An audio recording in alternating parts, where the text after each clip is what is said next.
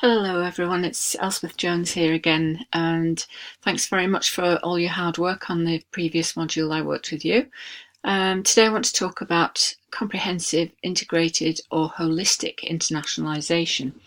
Now the most common term here is comprehensive internationalisation, but you will see those other terms used, so I just wanted to make them obvious. I myself have written about holistic internationalisation in the chapter that I've added to the reading list, which is called the Global Reach of Universities. So this lecture is based on that chapter, so I hope you'll have time to read it.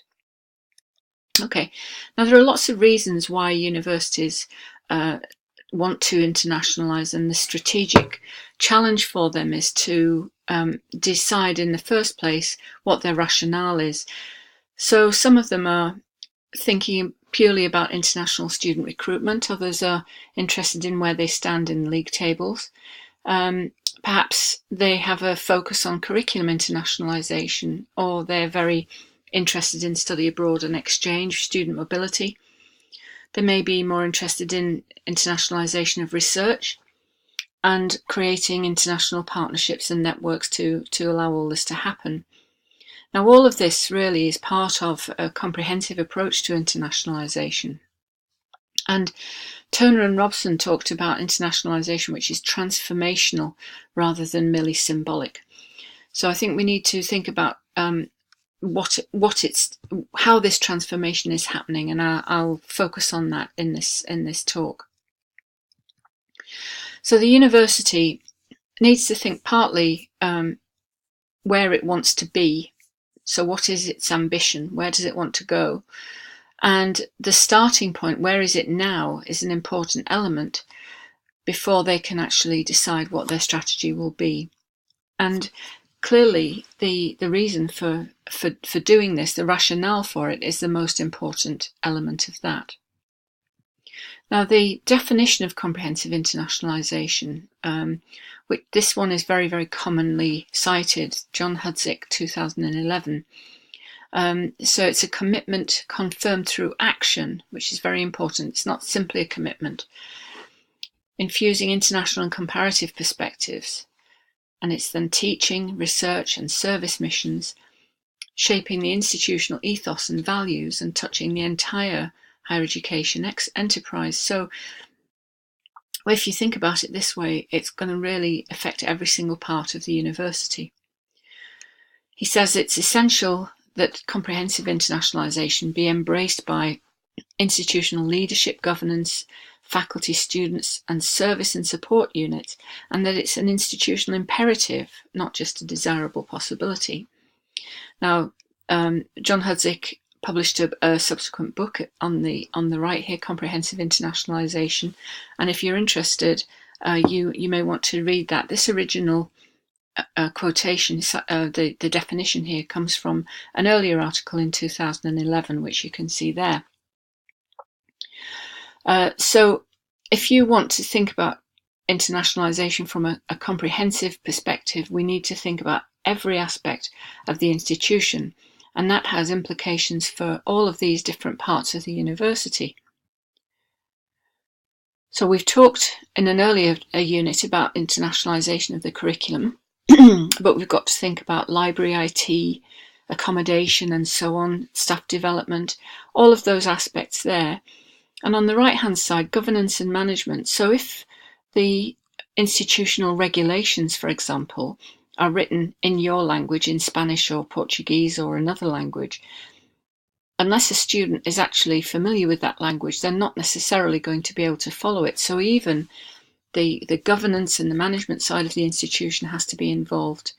All of those other aspects of it. So the implications of an intention to have a comprehensive approach to internationalisation is very extensive.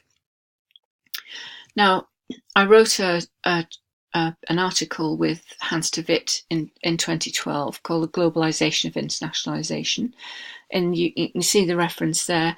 And we came up with 8 priorities for in order for institutions to take forward internationalisation from a more ethical perspective. And here, priority 5 is to focus more attention on faculty and student perspectives on internationalisation, because we believe there's still too great a focus on political and economic rationales, in which the perspectives of those for whom it is all intended are underrepresented. So in that sense, it's the students and the staff are the intended recipients or drivers of internationalisation, and too often we believe they are left to one side and not really taken into account. And so the question is really, how would we recognise comprehensive internationalisation in a university?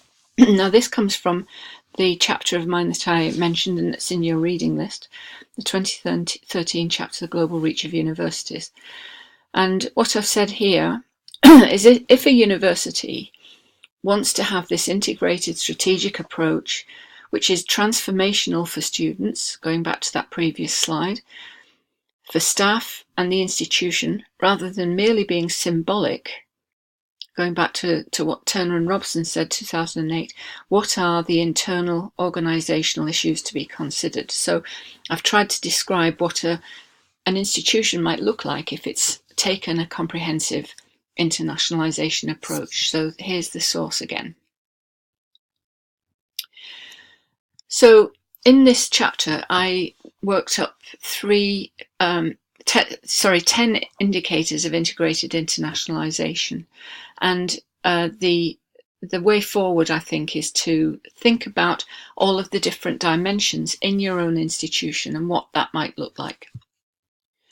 So again, internationalisation which is transformational rather than merely symbolic, making a difference to the lives of our students and the people they will live and work with in future. So the students as students graduate, they've had an experience which has transformed their thinking. It's not necessarily an international experience, i.e. that they have travelled to another country, but as we were saying in the talk on internationalisation of the curriculum, we really need to bring this into our curriculum at home and to offer students an international, global, intercultural perspective on their studies.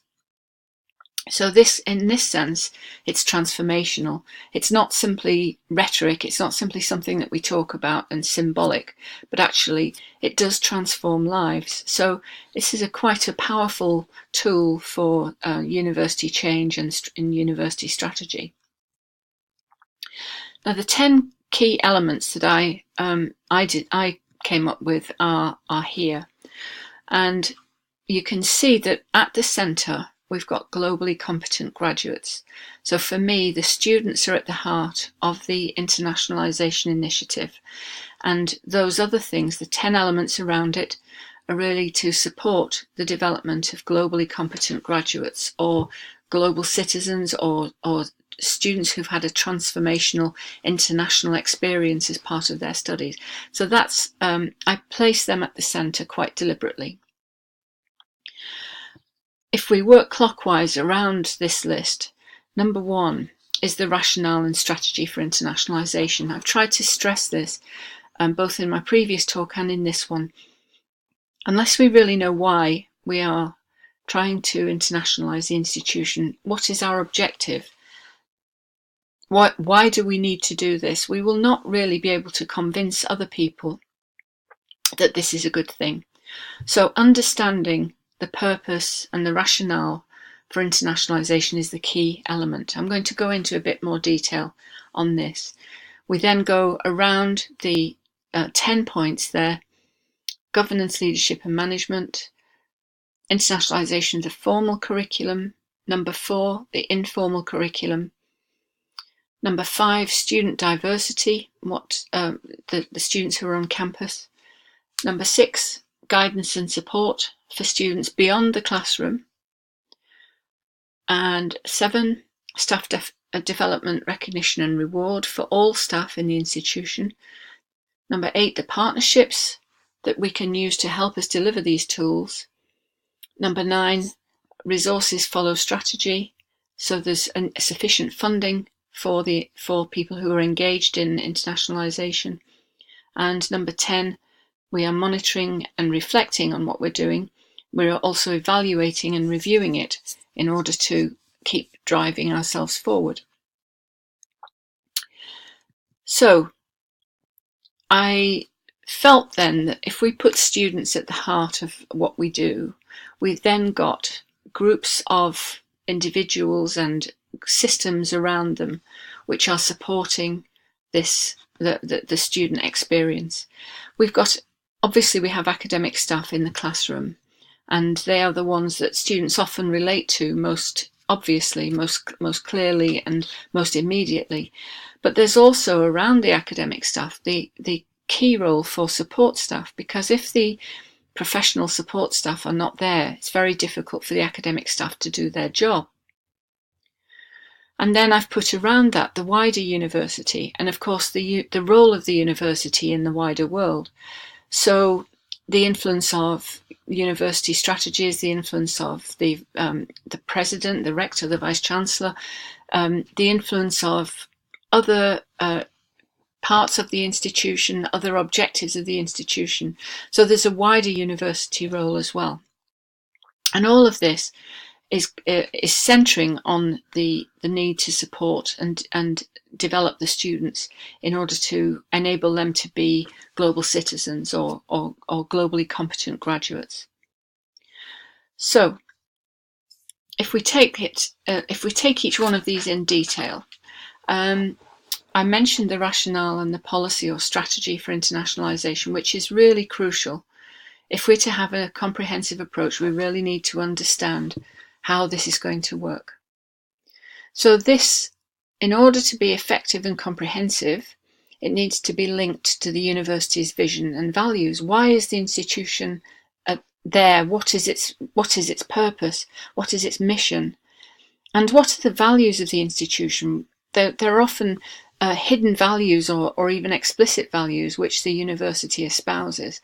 So we need to fit an internationalisation policy or strategy around the rest of the university in terms of its vision, values, its mission and its objectives.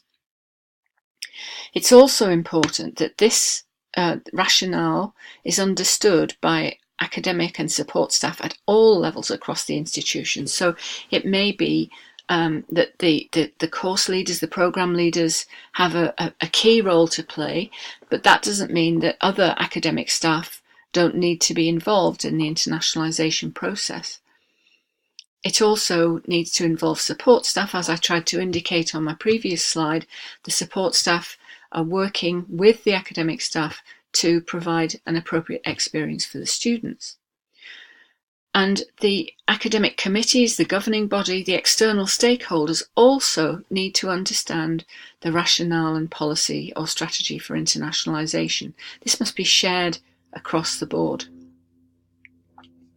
Okay, secondly, as far as governance, leadership and management is concerned, recognising the importance and relevance of internationalisation is crucial for everybody, and it must also be recognised by senior leaders.